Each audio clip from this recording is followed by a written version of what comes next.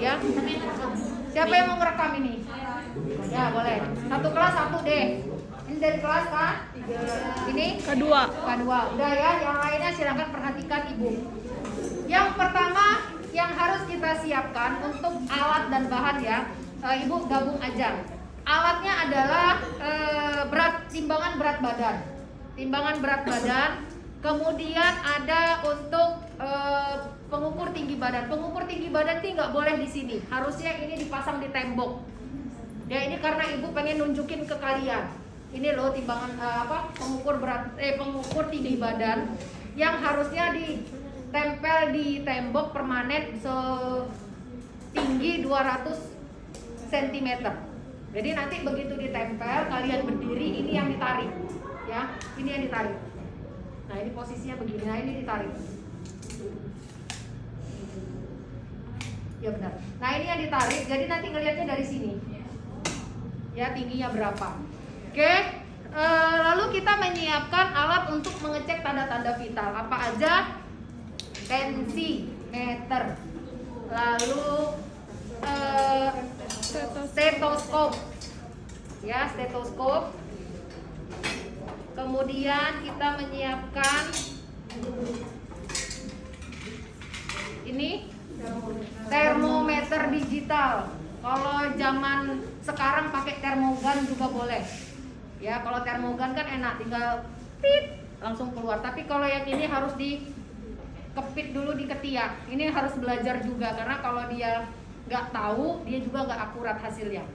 Lalu kita menyiapkan ada midline atau meteran untuk mengukur tinggi fundus uteri. Ada penline ya penline. Kemudian ini ada refleks hammer. Ini refleks hammer untuk mengukur memeriksa apa? Refleks patella ya. Ini juga kadang-kadang ibu ngelihat kemampuan mahasiswa. Dikasih yang susah nggak lulus, ibu kasih soal yang mudah, praktek untuk ngecek refleks patella, masih nggak lulus juga. Jadi kalau kalian nggak belajar, nanti ibu ajarin, itu juga nggak bakal terjadi adanya refleks. Diem aja kakimu, kamu pukul yang ada kesleo, karena salah tempat. Ya nanti ibu ajarin. Kemudian kita menyiapkan Doppler. Apa ini Doppler? Alat untuk mengecek detak jantung janin atau DJJ. Ini kita punya alat yang canggihnya ya. Kita ada dua macam. Ada yang nggak ada layar, ada yang ada layar. Ini ibu liatin yang ada layar. Yang ada layar ini biasanya nanti akan terlihat ada berapa detak jantung janinnya. Normalnya adalah 120 sampai 160 kali per menit. Kalau kurang dari 120, lebih dari 160 berarti nggak normal DJJ-nya. Atau bayi bisa mengalami stres, fetal distress. Itu sudah ada di materi ibu di PowerPoint, ya. Ini yang canggihnya, ini yang manual zaman ibu dulu. Ibu dulu kan kayak kalian juga, mahasiswa sini juga. Ibu ini kakak tingkat kalian loh, ya. Jadi ini yang manual. Yang manual ini kita dengerin di perutnya itu. Udah sebenarnya ini udah nggak kepake sih, tapi ibu tetap memperkenalkan. Jangan sampai kalian dites sama kakak ruangan pada saat nanti kalian dinas di puskes atau di rumah sakit dites. Kita tes yuk mahasiswa Unitra. Tahu nggak dia alat-alat? Iya, kadang-kadang kalian diresehin loh. Iya kan? Begitu dites, apa ini corong katanya, ketawain. Kalau kalian udah ditanya jawaban yang nggak bisa, bukan identitasnya nama pribadi, tetapi mahasiswa Unitra. Mungkin ibu ini dosen yang paling banyak ngomong. Kenapa ibu banyak ngomong? Karena hanya di sinilah ibu punya kesempatan untuk menjelaskan teori-teori. Ya. Nanti belum tentu juga ibu udah ngoceh di sini, keluar dari lab ini udah lupa kadangan. Ke pelantuk aja udah lupa ngomong apa Bu Dewi tadi. Apalagi ibu nggak ngomong. Ya, setidaknya walaupun kalian tidak hafal, tapi pada saat ditanya kalian itu udah pernah dengar dari dosen kalian. Itu sih harapan ibu. Oh iya, Bu Dewi pernah ngomongin ini. Ibu maunya kalian tuh taunya dari ibu. Ya, selebihnya perkayalah ilmu dari YouTube, dari buku, dari internet atau dari kakak ruangan monggo. Tapi dasarnya dari ibu. Apa ini tadi namanya? Linek. Linek ini untuk mendengarkan DJJ secara manual. Kalau ini namanya Doppler. Ya. Ini sekarang udah banyak sih, ya. Lalu kita membutuhkan bahannya ya. Bahannya ini jelly. Jelly ini untuk pemeriksaan Doppler. Jadi nanti ditaruh di perut biar dia kedengeran. Karena kalau nggak dikasih jelly dia nggak akan sensitif. Ya. Lalu kita menyiapkan tisu atau kasa untuk ngelap itu boleh. Kemudian ada bengkok, handscoon bersih. Kemudian apa lagi ini? Nggak usah ini mah. Baki dan alas ini udah terstandar ya. Lalu kita menyiapkan apalagi kom tutup ya. Dah, mungkin itu. Untuk tujuan pemeriksaan kehamilan udah pasti untuk mengetahui apa? Mengetahui kesehatan ibu dan janin secara komprehensif. Ya. Makanya pemeriksaan kehamilan itu adalah secara menyeluruh, head to toe. Apa itu head to toe? Dari ujung rambut atau kepala sampai ujung kaki. Nah, jadi untuk pemeriksaan yang pertama adalah kalian harus mengecek tingkat kesadaran ibu, kesehatan atau kesadaran ibu. Sebenarnya dari pasien itu masuk dari pintu itu kita udah melihat keadaan ibu. Misalnya kalau ibu assalamualaikum, dia dibopong sama suaminya, pucat, berarti udah ditulis tuh di situ keterangannya. Kan nanti ada buku KIA-nya tuh. Oh, keadaan ibu lemah, letih, lesu, lunglai, lebay ya.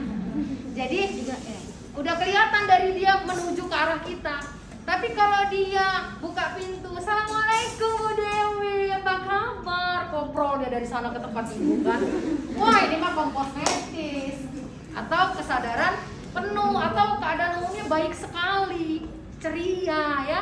Itu juga menjadi pengkajian. Selesai dari melihat keadaan umumnya ibu suruh duduk, kita tulis tanya-tanya lah dan lain-lain. Oh, mau melakukan pemeriksaan kehamilan. Suruh ibu berbaring, tapi jangan berbaring dulu. Apa tadi kata ibu? Itu Cek berat badan. Tapi kalau sekarang di rumah-rumah kebidanan, ini kan kebidanan atau rumah keperawatan, sekarang kan semuanya udah bisa buka praktek ya. Perawat pun bisa. Tapi kalau udah di rumah sakit, biasanya dari luar udah dicek. Tuh loh ya. Nah, kalau misalnya kita mandiri, terutama ujian praktek, sebelum ibunya turun, suruh dia cek berat badan. Cek tinggi badan, catat. Udah itu baru ibunya suruh tidur. Ayo Bu, tidur posisi duduk miring. Jadi jangan tidur blak. Nah, ini perutnya gede. Jadi suruh dia posisi tidurnya miring. Pada saat bangun juga miring. Karena biar dia nggak kaget loh bayinya. Jadi biasanya nyeri. Posisi duduk, lalu posisi duduk seperti ini, miringnya tidurnya miring. Jadi bukan itu biasanya berat dia pada saat gini. Jadi posisikan miring. Udah selesai, lakukan pemeriksaan tanda-tanda vital. Ibu nggak bakal ngajarin pemeriksaan tensi segala macem ya, karena ini udah berlangsung di di mata kuliah dasar keperawatan. Cek tanda-tanda vital. Taruh ya. Oh, dicuci tangan dulu. Ini yang lupa ibu bilang. Jadi cuci tangan mengalir sama cuci tangan 6 langkah. Biasanya ujian praktek sama ibu yang pertama kali ibu nilai adalah cuci tangan 6 langkah. Ayo sama-sama semuanya biar ingat. Ya, yang megang kamera nggak usah. Oke, ambil hand sanitizer ya. Kita usapkan ke telapak tangan sebanyak 4 detik. Jadi setiap usapan itu 4 detik. Ya, 1, 2, 3, 4 punggung, 1, 2, 3, 4, 1, 2, 3, 4 sela-sela jari, 1, 2, 3, 4 kunci, 1, 2, 3, 4 jempol, 1, 2, 3, 4 kiri, 1, 2, 3, 4 lalu kuku. Ini ibu uji, ya. Jadi nggak mungkin nggak ibu uji, ini ibu uji. Jadi kalau ininya nggak lolos, ibu suruh keluar, belajar lagi. Iya benar, nanya sama kakak-kakak kelas kalian. Kakak-kakak tingkat tuh udah hafal ujian sama ibu kayak mana. Ya, kalau kalian cerdas, kalian akan mencari ada di ruangan ini cuci tangan 6 langkah itu ibu tempel. Nah, kalau yang nggak cerdas dia sibuk nanya sama teman-temannya keluar pintu. Apa ya habis ini apa ya? Ibunya udah remedial aja di orang. Padahal di situ kan ada tuh. Di setiap HS itu ibu ada. Nah, itu tuh di situ tuh ada tuh. Di setiap naruh HS. Ya, jadi ada berapa langkah? 6 langkah. Yuk, 1 2 3 4 1 2 3 4 1 2 3 4 1 2 3 4 1 2 3 4 1 2 3 4 1 2 3 4 1 2 3 4. Jadi ujian sama ibu nggak ada yang nganuin tangannya cuma satu. Emang tangannya cuma kiri doang. Iya kan? Ya. Harus 2, kanan kiri. Ini juga kunci nggak perlu pula 1 2 3 4 tuh 2 nggak usah sama. Jadi sela-sela jari sama ini nih sekali aja. Yang 2 kali ini adalah punggung sama jempol. Ya, paham ya? Oke. Selesai cuci tangan, lakukan pemeriksaan tanda-tanda vital. Yang pertama dilakukan supaya efektif efisien, ini teknis, nggak ada di dalam buku panduan. Ya, kalau model suhunya dia digital, ya ini aja dulu yang duluan, karena ini kan agak lama. Ya, pencet sampai ada tulisan LO. Kalau dia belum ada LO jangan ditempel, nanti hasilnya nggak akurat. Ya, misalnya nih, nah ini ada LO atau L. Baru ditaruh di ketiak ibu. Yuk ibu, ketiak maaf ya bu, kita cek suhu. Oke, selesai. Lalu kita pasang tensi. Sehingga tensi selesai itu bunyi. Jadi jangan punya waktu sendiri-sendiri, habis waktunya. Nyambung? Nyambung. Ya, udah selesai. Oh, hasilnya 36,5 normal ya. Lalu ini nih yang sering nih. Kalau udah dipakai ke pasien, jangan langsung di ini. Ambil alkohol swab, lap lagi, taruh lagi, sehingga ini tidak membuat infeksi nosokomial. Apa itu infeksi nosokomial? Infeksi yang didapat di rumah sakit atau tempat kesehatan, apa di pelayanan kesehatan. Ya bayangin habis kena kelek, ibunya punya hepatitis, kelek orang lain, kekelek orang lain. Nah, hepatitis juga. Jadi pelayanan harus optimal oleh kita ya. Setelah itu kita lakukan pemeriksaan nadi. Nadi bisa manual, bisa pakai alat. Zaman now ini udah pakai alat semua. Apa nama alat untuk ngecek nadi? Oximeter. Kita punya, lupa ibu bawa ke sini. Oximetri atau oximeter itu yang ditempel di jempol, bisa di telunjuk, bisa, pernah kan? Ya, itu akan terlihat otomatis. Berapa? Normalnya adalah 60 sampai 100. Ya. Lalu cek pernapasan. Pernapasan gak usah bilang sama pasiennya. Kalau bilang nanti kalian dimainin sama pasiennya. Nah ya, padahal nggak usah dia ngomong biasa, kita lihat naik turunnya perut, gitu ya. Normalnya berapa kalau napas? 16 sampai 24 kali per menit. Oke, selesai TTP, kita lanjut ke head to toe. Ya. Oh iya, lupa pakai handscoon ya.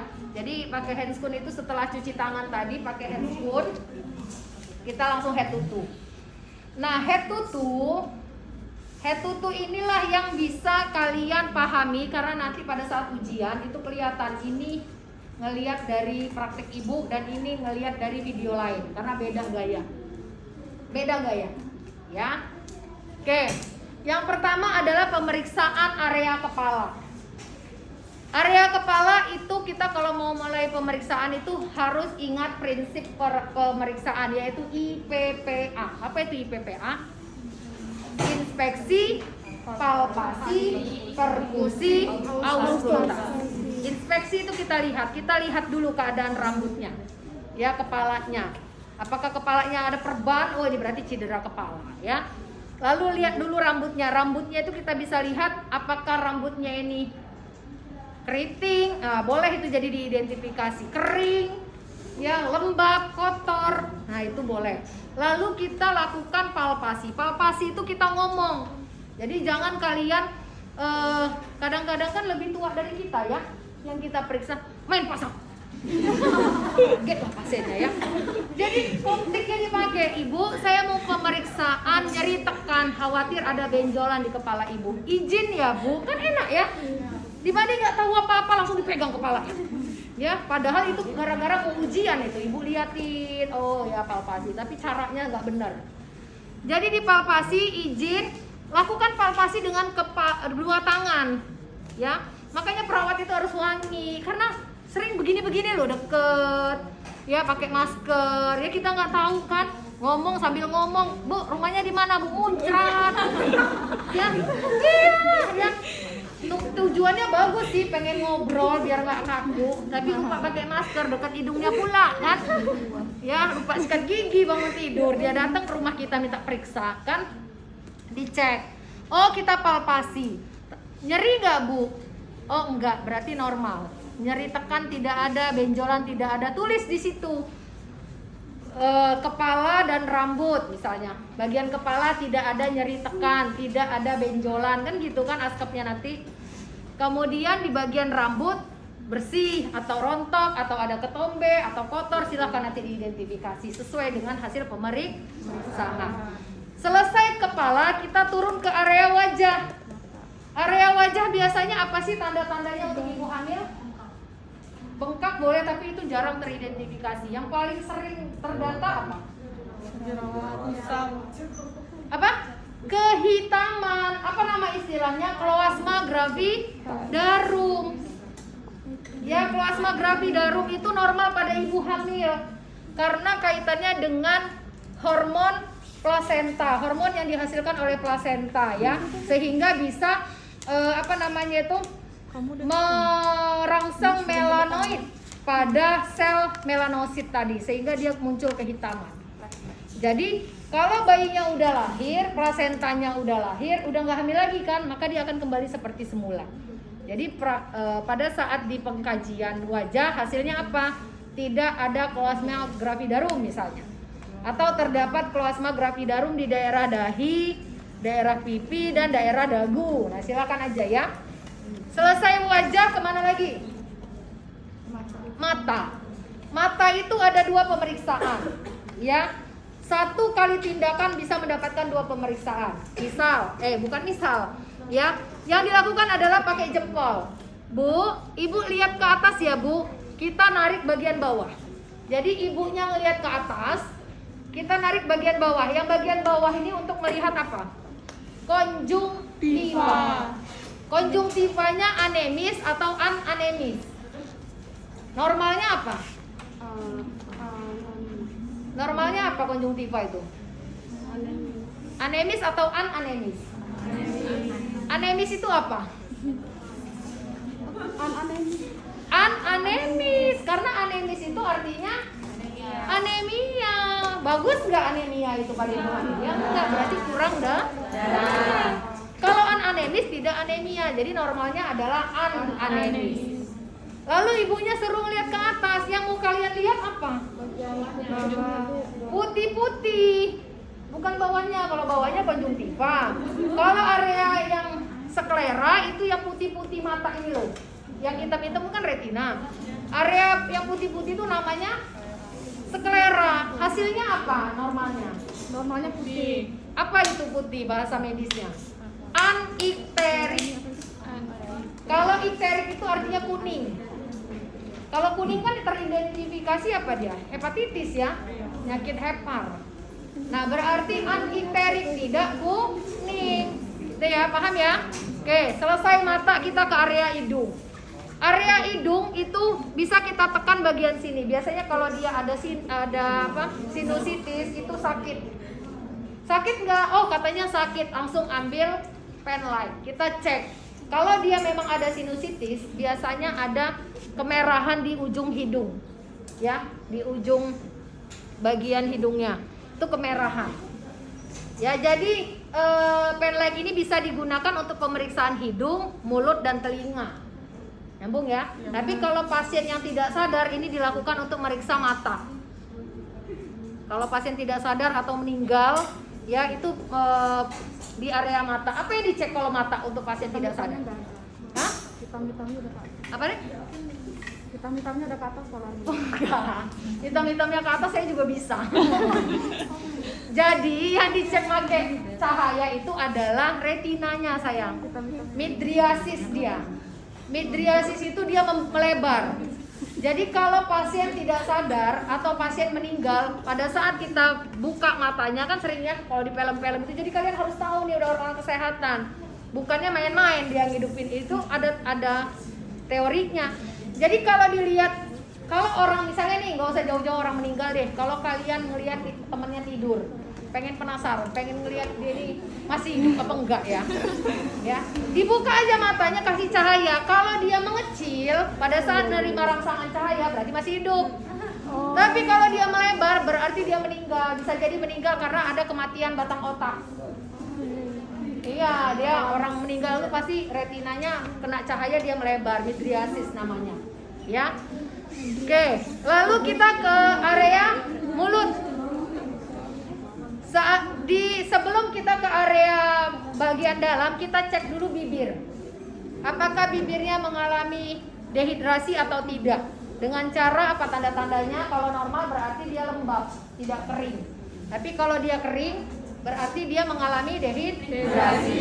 Suruh ibunya mangap. Lalu kita cek ada tidak gigi bolong, ada tidak pembesaran tonsil, amandel ya, ada tidak mengalami yang lidahnya kotor. Kalau lidahnya kotor kita bisa jadi curiga dia tipes dan lain-lain ya kan. Banyak dari situ bisa identifikasi. Kenapa sih kita harus ngecek sedetail itu, Bu? Karena kita kan mau ngangkat diagnosa keperawatan ya. Masalah keperawatan kan bukan masalah medis aja. Tetapi kalau misalnya kotor, rambutnya kotor, ada ketombe, beleknya kemana-mana, giginya jorok, kuning, bolong, berarti kan bisa dong kita angkat diagnosa keperawatannya defisit perawatan diri, ya kan? Jadi jangan itu terus ngangkat diagnosa. Karena apa? Karena kurangnya pengkajian. Padahal dengan dia jorok atau apa bisa keangkat diagnosanya, ya kan? Gitu ya. Oke, selesai ke mulut, kita masuk ke area kuping. Kuping itu cukup ditanya, Bu, ada gangguan pendengaran tidak? Sering ngedengar suara berdenging tidak? Kalau katanya tidak, tulis berarti hasilnya normal. Tapi katanya sering berdenging nih, keluar cairan, ambil pen light kita periksa. Paham? Oke, selesai ya untuk pemeriksaan kuping. Selesai ke kuping, kita ke area leher. Leher tuh ada dua pemeriksaan. Yang pertama untuk melihat adanya pembesaran vena jugularis. Yang kedua kelenjar tiroid. Yang pertama kita lihat dulu, ada tidak pembesaran vena jugularis, itu bisa dilihat dari sini, bawah kuping sampai ke leher. Ya, normalnya kelihatan atau tidak? Tidak. Normalnya tidak. Kalau dia ada pembesaran berarti kita curiga dulu, jangan-jangan ini ada bawaan sakit jantung ya, atau dan lain-lain. Tapi ini nggak ada, normal. Kalau kelenjar tiroid, ibunya suruh nelen, kita pegang kerongkongannya. Bu, maaf ya Bu, saya mau ngecek. Coba ibu angkat dulu kepalanya sedikit, lalu tangkep nih bagian kerongkongannya ini dengan dua tangan. Ibunya suruh nelen. Kalau dia nelen sakit, berarti wah ini jangan-jangan ada pembesaran kelenjar tiroid. Kalau biasa aja ya udah normal. Nyambung ya? Oke, turun ke ketiak. Suruh ibunya angkat tangannya. Ibu angkat tangannya ya Bu. Saya mau meriksa ada tidak pembesaran kelenjar limfa. Ya, limfa itu di bagian ketiak paling kelihatan. Jadi tangannya yang 4 jari itu di area bawah ya, area ketiak. Ya, bayangin kalau kita nggak pakai handscoon. Ya, basah lagi nih kan. Makanya kalau ibu paling senang pakai handscoon. Dicek. Ya, ini nggak ada pembesaran kanan kiri, kita cek. Ya, jadi kalau dia pembesaran biasanya akan teraba. Itu untuk limfa. Selesai area kelenjar limfa, kita ke area payudara. Ibu, maaf ya Bu, saya mau buka payudaranya Ibu. Kita nanya mau diperiksa atau enggak. Tapi karena ujian, udah pasti harus dilakukan semua ya. Dibuka, kalau memang mau periksa payudaranya aja dibuka. Jangan pula dibuka semuanya mentang-mentang primi gravida. Ya, siapa namanya yang ini pakai jaket? Siapa namanya? Dean? Yayan, misalnya Yayan dapat pasien pada saat dia dinas di Delima, Rumah Sakit Abdul Muluk. pasiennya ini cantik tapi udah hamil muda ya. Dibukanya sama dia nggak ngomong-ngomong, asik ini hamil nggak apa-apa tapi belum ngelahirin kan, preemie gravida. Ih cantik juga katanya, itu nggak boleh, nggak profesional ya. Kalau sudah dibuka ya, ada pemeriksaannya tetap pakai IPPA, inspeksi palpasi perkusi, tapi nggak usah diperkusi ya, sama auskultasi. Nah yang diinspeksi yang pertama adalah, oke dengerin, jangan gara-gara saya buka payudara sibuk